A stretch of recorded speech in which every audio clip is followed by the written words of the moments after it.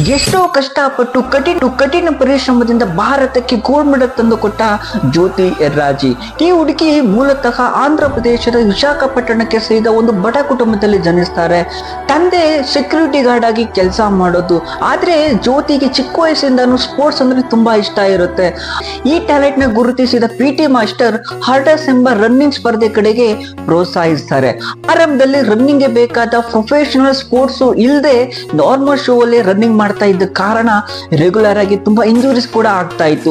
ಇವೆಲ್ಲ ಹೆಣ್ಮಕ್ಳಿಗೆ ಬೇಕಾ ಅಂತ ತುಂಬಾ ಟೀಕೆಗಳು ಕೂಡ ಬರ್ತಾ ಇತ್ತು. ಆದ್ರೂ ಯಾವುದಕ್ಕೂ ಕುಗ್ಗದೆ, ಯಾವ ಮಾತಿಗೂ ತಲೆ ಬಾಗದೆ ತಮ್ಮ ಕುಟುಂಬದ ಸಹಾಯದಿಂದ ರನ್ನಿಂಗ್ ಮಾಡ್ತಾನೆ ಬೆಳೀತಾರೆ.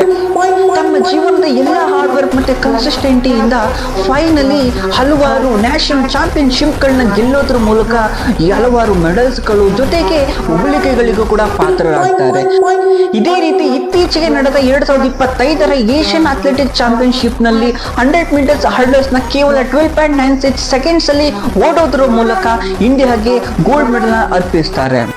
ಜೊತೆಗೆ ಈ ಘನತೆ ಸಾಧಿಸಿದ ಮೊದಲ ಇಂಡಿಯನ್ ವುಮೆನ್ ಆಗಿ ಕೂಡ ರೆಕಾರ್ಡ್ ಕೂಡ ಕ್ರಿಯೇಟ್ ಮಾಡ್ತಾರೆ. ಮುಂಬರುವ ಎಷ್ಟೋ ಹೆಣ್ಮಕ್ಳಿಗೆ ಆಶಾ ಜ್ಯೋತಿ ಆಗಿರುವ ಜ್ಯೋತಿ ಎರ್ರಾಜಿ ಅವರಿಗೆ ನಮ್ಮ ಕಡೆಯಿಂದ ಹಾರ್ಡ್ಲಿ ಕಂಗ್ರ್ಯಾಚುಲೇಷನ್ ಹೇಳ್ತಾ, ಈ ವಿಡಿಯೋ ನಿಮ್ಗೆ ಇಷ್ಟ ಆಗಿದ್ರೆ ಫ್ರೆಂಡ್ಸ್ ಅಂಡ್ ಫ್ಯಾಮಿಲಿಗೆ ಶೇರ್ ಮಾಡಿ. ಇನ್ಫಾರ್ಮೇಶನ್ ವರ್ತಿ ಅನ್ಸಿದ್ರೆ ಒಂದೇ ಒಂದು ಲೈಕ್ ಮಾಡಿ.